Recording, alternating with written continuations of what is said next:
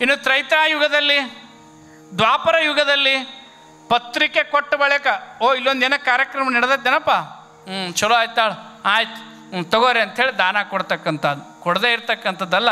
ಮೊದಲಾದ್ರೆ ತಮಗೆ ಗೊತ್ತಾಯಿತು ಅಂದ್ರೆ ತಂದು ಕೊಡ್ತಿದ್ರು. ಮುಂದೆ ದ್ವಾಪರ ಯುಗದಲ್ಲಿ ಹೆಂಗಾಯಿತು ಅಂತಂದರೆ ಪತ್ರಿಕೆ ಕೊಟ್ಟ ಬಳಿಕ ದಾನ ಕೊಡ್ತಕ್ಕಂಥದ್ದು. ಇನ್ನು ಕಲಿಯುಗದಾಗ ಹೆಂಗ್ರಿ, ಪತ್ರಿಕೆ ತಗೊಂಡು ಹೋಗಿ ಏನರದು ಪಾವತಿ ತಗೊಂಡು ಹೋಗಿ ನೀವಿಷ್ಟು ಕೊಡಬೇಕು ಅಂತ ಹೇಳಿದ ಬಳಿಕ ಅವರು ಒಳಗೆ ಕೇಳ್ಕೊಂಡು ಹೊರಗೆ ಬಂದು 3 ಸಲ ಚಾಪ ಕುಡಿಸುವಂಗೆ ಮಾಡಿ, ಹೌದಲ್ರಿ? ಈ ಪಟ್ಟಿ ಕೇಳಕ್ಕೆ ಬಂದಿರ್ತಾರೆ ನಮ್ಮ ಹಿರಿಯರು. ಅವ್ರು ಹೋದಾಗ ಅವ್ರ ಹಣೆ ಬರೋಣ ಗೊತ್ತವ್ರಿಗೆ. ಇವ್ರು ಹೋಗೋಕ್ಕಿಂತ ಮೊದಲು ಅವ್ರಿಗೆ ಗೊತ್ತಿರ್ತದೆ ಇಂಥ ದಿವಸ ಬರ್ತಾರೆ ಅಂಥೇಳಿ ಅಡ್ವಾನ್ಸಾಗಿ ಹೇಳಿಬಿಟ್ಟಿರ್ತಾರೆ, ಇವತ್ತಿಲ್ಲ ಅಂತ ಹೇಳ್ರಿ ಅವರು, ಹೌದಲ್ಲ? ಅವ್ರು ಒಳಗಿರ್ತಕ್ಕಂಥವ್ರು ಅವ್ವಾರು ಹೊರಗೆ ಬಂದು ಇನ್ನೇ ಈಗಾರ ಹೋದ್ರಿ ಅವ್ರು ಅಂತ ಅವ್ರು ಹೇಳ್ತಾರೆ. ಗೊತ್ತಿರ್ತೈತೆ ಅವ್ರಿಗೆ. ಈ ಪುರಾಣ ಪಟ್ಟಿ ನಮ್ಮ ಮನೆಗೆ ಇವತ್ತು ಬರ್ತೈತೆ ಅಂತ ಪಟ್ಟಿ ಕೇಳಕ್ಕೆ ಬರತ್ತಾರ ಹಿರಿಯರು ಅಂಥೇಳಿ. ಅದ್ರಾಗ ಹುಡುಕ್ಯಾಡಿ ಪಡಿಕ್ಯಾಡಿ ಇಂಥ ದಾನ ಧರ್ಮಕ್ಕೆ ಇಂಥ ಕೊಡ್ಬೇಕಂತೇಳಿ ಒಂದು 100 ರೂಪಾಯಿನೋ 50 ರೂಪಾಯಿ ಇಟ್ಟಿರ್ತೀರಿ, ಹುಡುಕ್ಯಾಡಿ ಅದನ್ನು. ಅದಕ್ಕೆ ನಿಮಗೇನಾರ ಬೇಕಾತಂದ್ರೆ ಲಕ್ಷಾಂತರ ರೂಪಾಯಿ ಖರ್ಚಾಗಲ್ಲ, ತೊಗೊಂಬರ್ತೀರಿ, ಹೋಗಿ ತೊಗೊಂಬರ್ತೀರಿ. ಮನೆಗೆ ಹೋಗಿ ಅವ್ರಿಗೆ ಹೇಳಿ ಅವಾಗ ನೀವು ಒಂದು ಅಭಯ ಏನು ಕೊಡ್ತೀರಿ ಅಂದ್ರೆ ಕಾಣಿಕೆ ಕೊಡೋಂಗಿಲ್ಲ, ವಾಗ್ದಾನ ಮಾಡ್ತೀರಿ. ಮುಂದೆ ನೋಡು ನಾಳ್ರಿ ಕೊಡ್ತೀವಿ ಅಲ್ರಿ, ಈಗ ಬರ್ಕೋರಿ ಆಮೇಲೆ ಕೊಡು ನಾಳೆ ಅಂಥೇಳಿ ಆ ವಾಗ್ದಾನ ಒಳಗೆ ವಾಪಸ್ ಮತ್ತೆ ಇಸ್ಕೋಬೇಕು ಅನ್ನೋದ್ರೊಳಗನೆ ಇವ್ರ ಹಣೆ ಬರ ಹೋಗಿರ್ತೈತಿ, ಇಸ್ಕೊಳ್ಳೋರು ಹಣೆ ಬರ ಹೋಗಿರ್ತೈತಿ. ಹೀಗೆ ಕಲಿಯುಗದಲ್ಲಿ ದಾನವನ್ನು ಕೊಡ್ತಕ್ಕಂಥ ಹೀಗಲ್ಲ ಕೊಡಬೇಕಾದ ಸಂದರ್ಭದಲ್ಲಿ ಎತ್ತಿ ಕೊಟ್ಟು ಬಿಡಬೇಕು. ಮನಸ್ಸು ಗಟ್ಟಿ ಮಾಡಿ ಕೊಡ್ತಕ್ಕಂಥದ್ದಲ್ಲ, ಮನಸ್ಸನ್ನು ಅರಳಿಸಿ ಕೊಡ್ತಕ್ಕಂಥದ್ದು, ಕೈ ಬಿಚ್ಚಿ ಕೊಡ್ತಕ್ಕಂಥದ್ದು, ಕೈ ಮುಚ್ಚಿ ಕೊಡೋದಲ್ಲ. ತಗೊಳ್ಳುವತ್ನ್ಯಾಗ ಕೈ ಮುಚ್ಚಿ ದಾನ ಕೊಡೋದು ಬಹಳ ದೊಡ್ಡದು. ಹಿಂಗೆ ಎತ್ತಿ ಕೊಡೋದು ದಾನ ಅಲ್ಲ, ಅದರಲ್ಲಿ ಅಹಂಕಾರ ಬರ್ತತಿ ಅಂತ ಹೇಳ್ತಾರೆ. ದಾನ ಕೊಡೋದು ಹೇಗೆ ಅಂದರೆ, ನೀವೆಲ್ಲ ಹಿಂದಿನ ದಾನಗಳನ್ನು ಕೊಡ್ತಕ್ಕಂಥದ್ದು ಸತ್ಯ ಹರಿಶ್ಚಂದ್ರದಲ್ಲಿ ಕೇಳಿದ್ದೀರಿ. ಹೆಂಗೆ ದಾನ ಕೊಟ್ಟವನು, ಹಿಂಗೆ ತೀರ್ಥವನ್ನು ಹಾಕುವ ಮುಖಾಂತರ ದಾನ ಕೊಟ್ಟಿರ್ತಕ್ಕಂಥದ್ದು, ಹೌದಲ್ಲ? ದಾನ ಕೊಡೋ ಕಾಲಕ್ಕೆ ಹಿಂಗೆ ಹಿಡ್ಕೋಬೇಕಂತ, ನೀ ಏನು ಕೊಡ್ತೀಯ ಅದನ್ನು ಹಿಡ್ಕೋಬೇಕು. ಹಿಂಗೆ ನಾನು ವಿನಯವಾಗಿ ಕೊಡಬೇಕು ದಾನವನ್ನು ಅಂತಕ್ಕಂಥ ಪರಂಪರೆ ನಮ್ಮಲ್ಲಿರ್ತಕ್ಕಂಥ ದಾನ ಆ ರೀತಿಯಲ್ಲಿ ಕೊಡ್ತಕ್ಕಂಥ ಪರಂಪರೆ ನಮ್ಮದು. ಬಹುಶಃ ತಾವೆಲ್ಲರೂ ಕೂಡ ಕೇಳಿದ್ದೀರಿ, ಶಿವಾಜಿ ಮಹಾರಾಜ್ ಇಡೀ ನಮ್ಮ ಭಾರತದಲ್ಲಿ ಹಿಂದೂ ಸಾಮ್ರಾಜ್ಯವನ್ನು ನವನಿರ್ಮಾಣವನ್ನು ಮಾಡ್ತಕ್ಕಂಥ ಕೆಲಸದಲ್ಲಿ ತನ್ನನ್ನು ತಾನು ತೊಡಗಿಸ್ಕೊಂಡಿರ್ತಕ್ಕಂಥವನು. ಅವರ ಗುರು ಸಮರ್ಥ ರಾಮದಾಸರನ್ನವರಿದ್ದರು. ಅವ್ರ ಗುರು ಶಿವಾಜಿ ಮಹಾರಾಜರ ಗುರು ಸಮರ್ಥ ರಾಮದಾಸ್. ಅವರೆಷ್ಟು ದೊಡ್ಡವರಾಗಿದ್ದರು, ರಾಮದಾಸರು ಎಷ್ಟು ದೊಡ್ಡವರಾಗಿದ್ದರು. ಅವರೊಂದು ದಿವಸದ ವೃತ್ತಿ ಏನು ಅಂತಂದರೆ 5 ಮನೆಗೆ ಭಿಕ್ಷಾಟನೆಯನ್ನು ಮಾಡೋದು. ಅವರು ರಾಜನ ಗುರುಗಳಾಗಿರ್ತಕ್ಕಂಥವ್ರು, ಏನು ಕಡಿಮೆ ಇರಲಿಲ್ಲ ಅವರಿಗೆ. ಆದರೆ ಅವರ ಪದ್ಧತಿ, ಅವರ ರೂಢಿ ಏನು ಅಂತಂದ್ರೆ 5 ಮನೆಗೆ ಭಿಕ್ಷೆಯನ್ನು ಹೋಗ್ತಕ್ಕಂಥದ್ದು.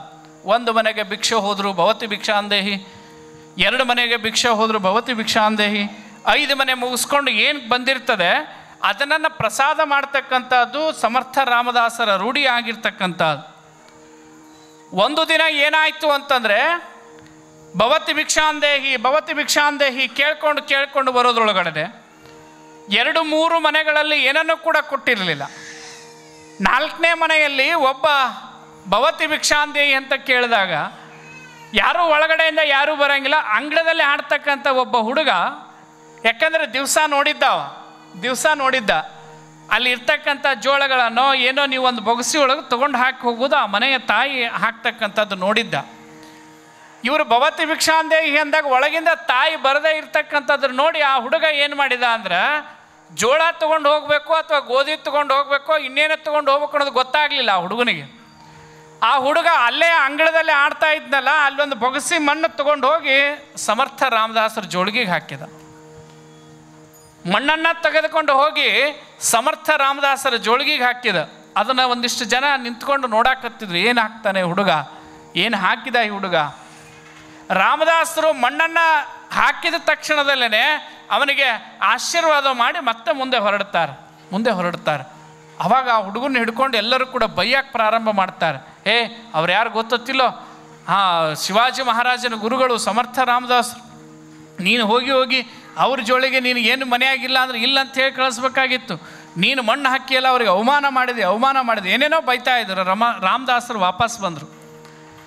ರಾಮದಾಸರು ವಾಪಸ್ ಬಂದ್ರೆ ಆ ಹುಡುಗನ್ನ ಯಾಕೆ ಬಡಿಯಾಕತ್ತೀರಿ ಅಂತ ಕೇಳ್ತಾರೆ. ಯಪ್ಪ, ನಿಮ್ಮಂಥ ಮಹಾತ್ಮರಿಗೆ ಏನನ್ನೂ ಕೊಡದೇ ಇದ್ರು ಅಷ್ಟೇ ಹೋಗ್ಬೋದಾಗಿತ್ತು, ಆದರೆ ಮಣ್ಣನ್ನು ಹಾಕಿದಾನಲ್ಲ ಈ ಹುಡುಗ, ಮತ್ತು ಒಂದು ಅಪರಾಧ ಅಲ್ಲೇನೋ ಅಂತ ಕೇಳಿದ್ರೆ ಅಪರಾಧ ಅಲ್ಲ ಅದು ಅಂದರು ಅವರು. ರಾಮದಾಸರ ಅಪರಾಧ ಅಲ್ಲ. ಯಾಕೆ ಅಂದರೆ ನನಗೆ ಬಹಳ ಸಂತೋಷ ಆಗಿದ್ದೇನು ಅಂತಂದರೆ ಇಷ್ಟು ಸಣ್ಣ ವಯಸ್ಸಿನಲ್ಲೇ ಮಣ್ಣನ್ನು ಕೊಡಬೇಕು ಅಂತಕ್ಕಂಥ ಏನು ಆ ದಾನ ಕೊಡಬೇಕು ಅನ್ನೋದು ಮನಸ್ಸು ಬಂದಿದೆಯಲ್ಲ, ಅದಕ್ಕೆ ನನಗೆ ಬಹಳ ಖುಷಿ ಆಯ್ತು. ತಗೊಳ್ಳೋನು ನಾನು ಸನ್ಯಾಸಿ ಆಗಿರ್ತಕ್ಕಂಥವನು, ನನಗೆ ಒಂದು ಬೊಗಸಿ ಮಣ್ಣಾದರೂ ಮಣ್ಣೆ, 2 ಎಕರೆ ಜಮೀನಾದರೂ ಕೂಡ ನನಗೆ ಮಣ್ಣೆ ತಗೊಳ್ತಕ್ಕಂಥದ್ದು ನನ್ನ ಸಮಾಧಾನ ಅಂತಕ್ಕಂಥ ಮಾತನ್ನು ಹೇಳ್ತಾರೆ. ದಾನ ಮಾಡಬೇಕಾದಾಗ ಮನಸ್ಪೂರ್ವಕವಾಗಿ ಯಾವುದೇ ನಿಷ್ಕಲ್ಮವಶವಾಗಿರ್ತಕ್ಕಂಥ ರೀತಿಯಲ್ಲಿ ಇಷ್ಟು ಕೊಟ್ಟರೆ ಹೆಂಗಾಗುತ್ತೋ ಏನೋ, ಇಷ್ಟು ಕೊಟ್ಟರೆ ಭಾಳ ಆಗುತ್ತೋ ಏನೋ. ಮನೆಯಿಂದ ಬರಬೇಕಾದ್ರೆ 501 ರೂಪಾಯಿ ಈ ಸಲ ಬರೆಸ್ಬೇಕು. ಹೋದ ಸಲ ಏನು ಬರೆಸಿದ್ದೆ ನಾನು, 750 ರೂಪಾಯಿ ಬರೆಸಿದ್ದೆ. ಪಟ್ಟಿ ಪುರಾಣದ್ದು, ಶ್ರಾವಣ ಮಾಸದ ಪುರಾಣದಾಗ ಬರೆಸಿದ್ದೆ. ಅವ್ರು ಬರ್ಕೊಂಡಿದ್ರು, ಮಲ್ಲಪ್ಪನವರು ಮತ್ತು ಆಮೇಲೆ ಇವರು ನಮ್ಮ ಹಿರಿಯರು ಯಾರೋ ಬರ್ಕೊಂಡಿದ್ರು, 750 ಬರ್ಕೊಂಡಿದ್ರು. ಈ ಸಲ ಕೊಟ್ರಾತಳ 501 ಕೊಟ್ರಾತಂತ ಮಾತಾಡ್ಕೊಂಡು ಬರ್ತೀರಿ, ನೀವು ತೊಗೊಂಡು ಬರ್ತೀರಿ, 500 ರೂಪಾಯಿ ಬಕ್ಕಣದಾಗ ಇಟ್ಕೊಂಡು ಬರ್ತೀರಿ. ಮುಂದಿಲ್ಲ ಅವರು 250 ಬರೆಸ್ತಾರೆ. 250 ಹೋದ ಸಲ ನಾನು 750 ಬರ್ಸಿದ್ದೆ, ಮತ್ತೆ ಯಾಕೆ 500 ಬರ್ಸೋದು ಅಂತೇಳಿ ಮತ್ತೆ 750 ಬರ್ಸೋದು, 200 ರೂಪಾಯಿ ಚಿಲ್ಲರೆ ತೊಗೊಂಡು ಹೋಗ್ತೀರಿ. ಅಲ್ಲಿಂದ ಬರ್ಬೇಕಾದ್ರೆ ಏನು ಅಂದ್ಕೊಂಡು ಬಂದಿರ್ತೀರಿ, 500 ರೂಪಾಯಿ ಕೊಟ್ರಾತು ಅಂತ ಬರ್ತೀರಿ. ಇಲ್ಲಿ ಬರೋರೊಳಗೆ 750 ರೂಪಾಯಿ ಆಗತ್ತೆ. ಹೌದಲ್ಲ? ಹಂಗಾಗೋದಲ್ಲ. ನಿಮಗೇನು ಕೊಡಬೇಕು ಅನ್ನಿಸ್ತದೆ, ಇಲ್ಲಿಗೆ ಕೊಟ್ಟರೆ ಏನೂ ಆಗಂಗಿಲ್ಲ. ಇಲ್ಲಿಗೆ ದಿವಸ ಹೇಳ್ತಾರೆ ಅವ್ರು, ಪಾಪ ದಿವಸ ಹೇಳ್ತಾರೆ, ಯಾರ್ಯಾರು ಇನ್ನೂ ಪಟ್ಟಿ ಕೊಟ್ಟಿಲ್ಲ ಆದಷ್ಟು ಬೇಗ ಕೊಡ್ರಿ, ಆದಷ್ಟು ಬೇಗ ಕೊಡ್ರಿ, ಆದಷ್ಟು ಬೇಗ ದೊಡ್ಡದು ಕೊಡ್ರಿ ಅಂತ ಅವ್ರು ಹೇಳೋದು. ಹೋದ ವರ್ಷ ಎಷ್ಟು ಕೊಟ್ಟಿರೋ ಬಿಟ್ಟಿರೋ ಗೊತ್ತಿಲ್ಲ, ಈ ವರ್ಷ ಅದಕ್ಕಿಂತ ಹೆಚ್ಚಿಗೆ ಕೊಡ್ರಿ. ಯಾಕಂದ್ರೆ ನಿಮಗೆ ಹೊಸದಾಗಿ ಇಷ್ಟು ದೇವರುಗಳದಾವ ಇಲ್ಲ ಅಂತಲ್ಲ, ಆದರೆ ಈ ವರ್ಷ ನಿಮಗೆ ಯಾರು ಬಂದಾರ ಅಂತಂದ್ರೆ ಸಾಕ್ಷಾತ್ ಶ್ರೀಶೈಲ ಮಲ್ಲಿಕಾರ್ಜುನ ನಿಮ್ಮ ಹತ್ರ ಬಂದಾನೆ, ಅವನಿಗೆ ನಿಮ್ಮ ಭಕ್ತಿ ಮುಟ್ಟಬೇಕು. ಅವನು ಬಹಳ ದೊಡ್ಡ ಶ್ರೀಮಂತ ದೇವರೇ. ನೀವು ಅವನಿಗೆ ಎಷ್ಟು ಕೊಡ್ತೀರೋ, ದಾನ ಎಷ್ಟು ಕೊಡ್ತೀರೋ, ಕಾಣಿಕೆಯನ್ನು ಎಷ್ಟು ಕೊಡ್ತೀರೋ ಅದ್ರ ದುಪ್ಪಟ್ಟು ನಿಮಗೆ ಕೊಡ್ತಕ್ಕಂಥ ಶಕ್ತಿ ಮಲ್ಲಿಕಾರ್ಜುನನಿಗೆ, ಕಾಡಸಿದ್ದೇಶ್ವರನಿಗೆ, ಹುಚ್ಚೇಶ್ವರನಿಗೆ, ಶಿವಲಿಂಗೇಶ್ವರನಿಗೆ ಆ ತಾಕತ್ತಿರ್ತಕ್ಕಂಥದ್ದು. ತಾವೆಲ್ಲರೂ ಕೂಡ ಆ ಪಟ್ಟಿಯನ್ನು ಬರೆಸೋದು, ದಾನ ಕೊಡೋದು ಭಾಳ ಭಕ್ತಿಯಿಂದ ತಾವೆಲ್ಲರೂ ಕೂಡ ಕೊಡಬೇಕಾಗಿರ್ತಕ್ಕಂಥ. ಯಾವಾಗ ರಾಮದಾಸರು ಅವನಿಗೆ ಉಪದೇಶ ಮಾಡ್ತಾರೆ, ಆ ಮಗುವಿಗೆ ಆಶೀರ್ವಾದಿಸ್ತಾರೆ, ಅಲ್ಲಿರ್ತಕ್ಕಂಥ ಎಲ್ಲರಿಗೂ ಕೂಡ ದಾನದ ಪರಿಕಲ್ಪನೆಗಳು ಬರಲಿಕ್ಕೆ ಪ್ರಾರಂಭ ಆಗ್ತದೆ. ತಾವೆಲ್ಲರೂ ಕೂಡ ಮಹಾಭಾರತದಲ್ಲಿ ಒಂದು ಸನ್ನಿವೇಶವನ್ನು ಕೇಳಿದ್ದೀರಿ. ಮಹಾಭಾರತದಲ್ಲಿ ಒಂದು ಸನ್ನಿವೇಶ, ದ್ರೌಪದಿಯ ವಸ್ತ್ರಾಪಹರಣ ಸಂದರ್ಭವನ್ನು ತಾವೆಲ್ಲರೂ ಕೂಡ ನೋಡಿದ್ದೀರಿ. ದ್ರೌಪದಿ ವಸ್ತ್ರಾಪಹರಣ ಎಲ್ಲಿಂದ ಬಂತು? ಅಷ್ಟೊಂದು ಅಕ್ಷಯಾಂಬರ ಎಲ್ಲಿಂದ ಬಂತು ಅವಳಿಗೆ? ಏನು ಕೃಷ್ಣ ಏನು ಸ್ಟಾಕ್ ಇಟ್ಕೊಂಡು ಕುಂತಿದ್ದನ್ರಿ ಅವನು? ಕೃಷ್ಣ ಏನು ಸ್ಟಾಕ್ ಇಟ್ಕೊಂಡು ಕುಂತಿರಲಿಲ್ಲ. ಒಂದು ಸಂದರ್ಭದಲ್ಲಿ ದುರ್ವಾಸ ಮುನಿಗಳು ಹೊಳೆಯಲ್ಲಿ ಸ್ನಾನ ಮಾಡ್ತಿರ್ತಾರೆ. ಅಂದರೆ ದಾನ ಕೊಟ್ಟರೆ ಎಷ್ಟು ಅದ್ಭುತವಾಗಿರ್ತದೆ ಅಂತಕ್ಕಂಥದ್ದು ನಮ್ಮನ್ನು ಯಾವಾಗ ಕಾಪಾಡ್ತದೆ ಅದು ದಾನ ಕೊಡೋದು. ದುರ್ವಾಸ ಮುನಿಗಳು ಸ್ನಾನ ಮಾಡಾಕ್ತಿದ್ರು ಹೊಳೆ ಒಳಗೆ. ಸ್ನಾನ ಮಾಡೋ ಕಾಲಕ್ಕೆ ಈ ದ್ರೌಪದಿ ಮತ್ತು ಅವರೆಲ್ಲ ಸಂಗಡಿಗರು ಅಲ್ಲಿಗೆ ಬರ್ತಾರೆ, ಅವರು ಸ್ನಾನ ಮಾಡಬೇಕು ಅಂಥೇಳಿ. ಬಂದ ಸಂದರ್ಭದಲ್ಲಿ ಯಾವಾಗ ಯೋಗಿಗಳಿದ್ರಲ್ಲ ಹೊರಗಡೆ ನಿಂತಿರ್ತಾರೆ, ಮುಗಿಸಿ ಬರ್ತಾರೆ ಶಿವಗಳು, ತಪಸ್ವಿಗಳು ಬರ್ತಾರೆ. ಆಮೇಲೆ ನಾವು ಇಳಿದ್ರಾಯ್ತು. ಅವ್ರು ಇರೋ ತನಕ ಕೂಡ ನಾವು ನಮ್ಮ ಬಟ್ಟೆಗಳನ್ನು ಅಥವಾ ನಾವು ಸ್ನಾನ ಮಾಡೋದು ಬೇಡ ಅಂತ ಹೊರಗಡೆ ದಂಡಿ ಒಳಗೆ ಕೂತಿರ್ತಾರೆ. ಅರ್ಧ ಗಂಟೆ ಕೂತ್ಕೊಂಡ್ರು, 1 ಗಂಟೆ ಕೂತ್ಕೊಂಡ್ರು, ಬರಲೇ ಇಲ್ಲ, ಮೇಲೆ ಬರಲೇ ಇಲ್ಲ, ಯೋಗಿಗಳು ಬರಲೇ ಇಲ್ಲ, ತಪಸ್ವಿಗಳು ಬರಲೇ ಇಲ್ಲ, ಋಷಿಗಳು ಬರಲೇ ಇಲ್ಲ. ಆವಾಗ ಒಂದು ಮಾತು ಕೇಳ್ತಾಳೆ, ಸ್ವಾಮಿ ನಿಮ್ಮದು ಸ್ನಾನ ಕ್ರಿಯೆಗಳಾಗಿದ್ದರೆ ನಾವು ಬಟ್ಟೆಗಳನ್ನು ಅಥವಾ ನಾವು ಸ್ನಾನ ಮಾಡೋದು ಮಾಡ್ತೀವಿ ಅಂತಾರೆ. ದುರ್ವಾಸ ಮುನಿಗೆ ಸಂಕಟ. ಯಾಕಂದರೆ ಹಾಕ್ಕೊಂಡು ಬಂದಿರತಕ್ಕಂಥ ಲಂಗೋಟಿ ಏನಿದೆ ಅದು ಸೆಳವಿಗೆ ಹರ್ಕೊಂಡು ಹೋಗ್ಬಿಟ್ಟಿತ್ತು. ಮೇಲ್ಗಡೆ ಬರೋದು ಹೇಗೆ? ಮಗಳ ದೋಪಾದಿಯಲ್ಲಿರ್ತಕ್ಕಂಥ ಮಕ್ಕಳು, ಹೆಣ್ಮಕ್ಳಿದ್ದಾರೆ, ಅವ್ರ ಎದುರಿಗೆ ಯಾಕೆ ಬರೋದು? ಇಲ್ಲವಾ ಒಂದು ಸ್ವಲ್ಪ ಸಮಸ್ಯೆ ಐತಿ ಅಂದ್ರೆ ಅವರು. ಏನು ಸಮಸ್ಯೆ? ಹಿಂಗೆ ಆಗೈತಿ ಅಂದ ತಕ್ಷಣ ವೃತ್ತಾಂತ ಹೇಳಿದ ತಕ್ಷಣ ದ್ರೌಪದಿ ತನ್ನ ಬಂಗಾರದ ಎಳೆಯಿಂದ ಮಾಡಿರ್ತಕ್ಕಂಥ ಆ ಏನು ಪೀತಾಂಬರ ಉಟ್ಕೊಂಡು ಬಂದಿರ್ತಾಳಲ್ಲ, ಆ ಪೀತಾಂಬರದ ಸೆರಗನ್ನು ಹರಿತಾಳೆ. ನಿಮ್ಮ ಸೀರೆ ನೋಡಕ್ಕೆ ಹೋಗಿರಲ್ಲ, ನೀವು ಅಂಗಡಿಗೆ ಸೀರೆ ನೋಡಕ್ಕೆ ಹೋಗ್ತೀರಿ, ಸೀರೆ ನೋಡ್ತೀರಿ, ಅದ್ರ ಸೆರಗು ನೋಡ್ತೀರಿ? ಸೀರೆ ನೋಡ್ತೀರ, ಸೆರಗು ನೋಡ್ತೀರಿ? ಸೆರಗು ಬಹಳ ಮುಖ್ಯವಾಗಿರ್ತಕ್ಕ, ಸೆರಗು ನೋಡ್ತೀರಿ ನೀವು. ಸೆರಗು ಬಹಳ ಮುಖ್ಯ ಸೀರೆಗೆ. ಅದನ್ನು ಯೋಚನೆ ಮಾಡ್ದಾನೆ ದ್ರೌಪದಿ ತಾನು ಹಾಕ್ಕೊಂಡು ಬಂದಿರತಕ್ಕಂಥ ಆ ಪೀತಾಂಬರವನ್ನು ಹರಿದು ಕೌಪಿನ ಮಾಡಿಕೊಳ್ರಿ ಅಂತ ಹೇಳಿ ತಿಳ್ಕೊಂಡು ಅದನ್ನು ಕೊಡ್ತಾಳೆ. ಆ ದುರ್ವಾಸ ಮುನಿಗಳು ಅದನ್ನು ಕೌಪಿನ ಮಾಡಿಕೊಂಡು ಮೇಲೆ ಬಂದು, ಯವ್ವಾ ನೀನು ಕೊಟ್ಟಿದ್ದು ಸೆರಗು, ನೀನು ಕೊಟ್ಟಿದ್ದು ಸೆರಗು ಮುಂದೆ ನಿನಗೆ ಇದೊಂಥರ ಅಕ್ಷಯಾಂಬರವಾಗುತ್ತೆ, ನೀನು ಕೊಟ್ಟಿದ್ದು ಒಂದಿಷ್ಟು ನಿನಗೆ ಅಕ್ಷಯಾಂಬರವಾಗುತ್ತೆ, ನಿನಗೆ ಅಂಬರವಾಗುತ್ತೆ ಅಂತ ತಿಳ್ಕೊಂಡು ಆಶೀರ್ವಾದ ಮಾಡಿ ಹೋಗಿಬಿಡ್ತಾರೆ. ಆಶೀರ್ವಾದ ಮಾಡಿ ಹೋಗ್ತಾರೆ. ಮುಂದೆ ಒಂದು ಸಂದರ್ಭ ಬರ್ತದೆ, ಕೃಷ್ಣ ಕಾಯಿ ಅಂತಾರೆ. ದ್ರೌಪದಿಗೆ ಅಕ್ಷಯಾಂಬರವನ್ನು ಕೊಟ್ಟಿರ್ತಕ್ಕಂಥದ್ದು ಇತಿಹಾಸ ನಾವೆಲ್ಲರೂ ಕೂಡ ನೋಡ್ತೇವೆ. ಕೊಟ್ಟಿದ್ದು ಸೆರಗು, ಪಡೆದಿದ್ದು ಅಕ್ಷಯಾಂಬರ. ಕೊಡೋದು ಸ್ವಲ್ಪ ಆದರೂ ಕೂಡ ಮನಸ್ಪೂರ್ವಕವಾಗಿ ಕೊಡ್ತಕ್ಕಂಥದ್ದು. ಯಾಕೆಂದರೆ ನಿಷ್ಕಲಮವಾಗಿರ್ತಕ್ಕಂಥದ್ದು. ನನ್ನ ಪೀತಾಂಬರ ಏನಾರ ಆಗುತ್ತೋ ಏನೋ, ಇದ್ರ ಲಾಸ್ ಆಗುತ್ತೇನೋ ಅಂತ ಯೋಚನೆ ಮಾಡಲಿಲ್ಲ, ಪರ್ರನ ಹರಿದು ಕೊಟ್ಲಕ್ಕೆ. ಯೋಚನೆ ಮಾಡದೆ ಕೊಟ್ಟಿರ್ತಕ್ಕಂಥದ್ದು. ಕೊಡುವತ್ನಾಗ ಯಾವುದೇ ರೀತಿಯಾಗಿರ್ತಕ್ಕಂಥದ್ದು ಯೋಚನೆ ಮಾಡಿದ್ರೆ ದಾನ ಮಾಡಬೇಕು, ಯೋಚನೆ ಮಾಡದೆ ದಾನ ಮಾಡಬೇಕು. ಕೊಡುವತ್ನಾಗ ನಾನು ಅದಕ್ಕೆ ಹೇಳೋದು, ಯಾಕೆಂದರೆ ನೀವು ಕೊಡ್ತೀರಾ, ಹೋದ ವರ್ಷ ಅಷ್ಟು ಕೊಟ್ಟಿದ್ದೆ, 500 ರೂಪಾಯಿ ಕೊಟ್ಟಿದ್ದೆ, ಈ ವರ್ಷ 1000 ರೂಪಾಯಿ ಕೊಡ್ತೀನಿ ಅಂತ ಕೊಡ್ರಿ, ನಿಮ್ಗೆ 10,000 ರೂಪಾಯಿ ನಿಮ್ಗೆ ಮತ್ತೆ ಮುಂದಿನ ವರ್ಷ ಕೊಡುವಷ್ಟು ತಾಕತ್ತು ಈ ಎಲ್ಲ ದೇವರುಗಳಿಗೆ ಇರ್ತಕ್ಕಂಥದ್ದು, ಎಲ್ಲ ಭಗವಂತರಿಗೆ ಇರ್ತಕ್ಕಂಥದ್ದು, ದಾನ ಕೊಡ್ತಕ್ಕಂಥದ್ದು. ಈ ರೀತಿಯಾಗಿರ್ತಕ್ಕಂಥದ್ದು. ಕೊಟ್ಟಿದ್ದು ಮಾರು, ಆದರೆ ಬೆಳೆದಿದ್ದು ಊರು ಬೆಳೆಯುವಷ್ಟು ಅವನು ಬೆಳೆದಿರ್ತಕ್ಕಂಥದ್ದು ಆಗೋದು. ದಾನದಲ್ಲಿ ಅಂಥ ಶಕ್ತಿ ಇರ್ತಕ್ಕಂಥದ್ದು. ಅಂಥ ಅಪೂರ್ವವಾಗಿರ್ತಕ್ಕಂಥ ದಾನಿಗಳು ಯಾರಾಗಿದ್ದರು ಅಂತಂದರೆ ಬಳ್ಳಾರಿಯ ಸಕ್ರಿ ಕರಡೆಪ್ಪನವರಾಗಿದ್ದರು. ಕೊಡುಗ ಹಿಂದೆ ಮುಂದೆ ನೋಡದೆ ಇರ್ತಕ್ಕಂಥವ್ರು, ಮಾಡೋ ಸತ್ಕಾರ್ಯವನ್ನು ಮಾಡೋದಕ್ಕೂ ಕೂಡ ಯಾವುದೂ ಯೋಚನೆ ಮಾಡದೇ ಇರ್ತಕ್ಕಂಥವ್ರು.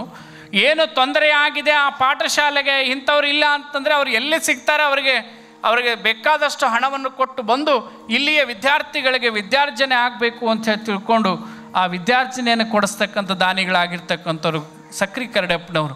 ಅವ್ರ ಹತ್ರ ಈ ಮಳೆಯಪ್ಪಾರಣ್ಣನ ಕಳಿಸ್ತಾರೆ. ಮಳೆಯಪ್ಪಾರ ಯಾವಾಗ ಅಲ್ಲಿಂದ ಹೊರಡ್ತಾನೆ ಅಂತಕ್ಕಂಥ ಗೊತ್ತಾಗುತ್ತೆ. ಅವನಿಗೆ ಗುರುಗಳು ಆದೇಶ ಮಾಡ್ತಾರೆ, ಅವನು ಏನೇನು ತೊಗೊಂಡು ಹೋಗ್ತಾನೆ ಅಂತಂದರೆ ನಮ್ಮಂಗೆ ಸುಟ್ಕೇಸು ಅವನು ತೊಗೊಂಡು ಹೋಗಲಿಲ್ಲ. ಒಂದು ಜೋಳಿಗೆ ತೊಗೊಂಡು ಹೊರಟ, ಕಾಲಿಗೆ ಚಪ್ಪಲಿ ಹಾಕ್ಕೊಳ್ಳಾರ್ದೇ ಹೊರಟ. ಹಠಯೋಗಿ ಆಗಿರ್ತಕ್ಕಂಥವನು ಜೋಳಿಗೆ ಹಿಡ್ಕೊಂಡು ಹೋಗ್ತಾನೆ. ಆ ಹೋಗ್ತಕ್ಕಂಥ ಸಂದರ್ಭ ಏನಾಗುತ್ತೆ ಅನ್ನೋದನ್ನು ಗವಾಯಿಗಳು ಒಂದು ಹಾಡು ಹಾಡಿದ ಬಳಿಕ ಮುಂದೆ ನೋಡೋಣ.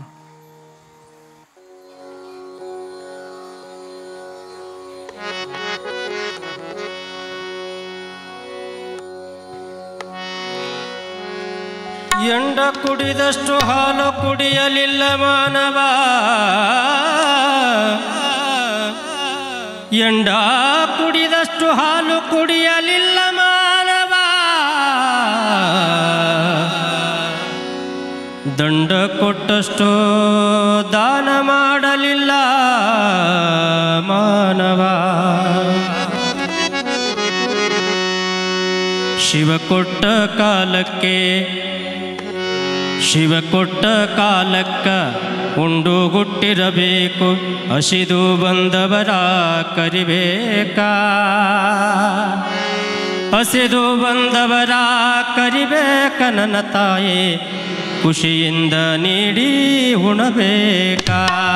ಶಿವ ಕೊಟ್ಟ ಕಾಲಕ್ಕ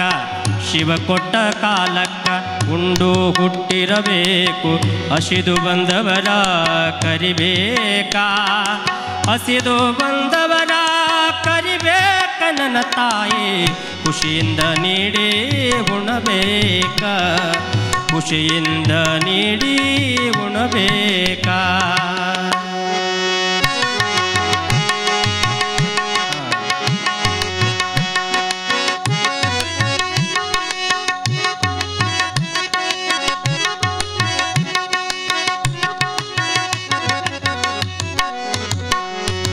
ಬಂಗಾರ ಇಟ್ಟಗೊಂಡ ಬಡಿವ್ಯಾರ ನಿನಗ್ಯಾಕ, ಬಡವರ ಮನೆಯೊಳಗ ಬೆರಿಬೇಕಾ.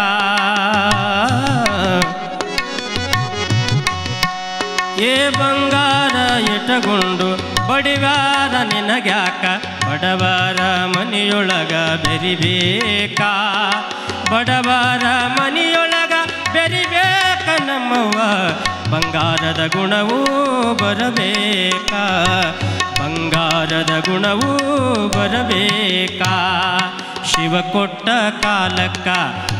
ಕೊಟ್ಟ ಕಾಲಕ್ಕ ಉಂಡು ಹುಟ್ಟಿರಬೇಕು ಹಸಿದು ಬಂದವರ ಕರಿಬೇಕಾ ಹಸಿದು ಬಂದವರ ಕರಿಬೇಕ ನಮ್ಮವ ಖುಷಿ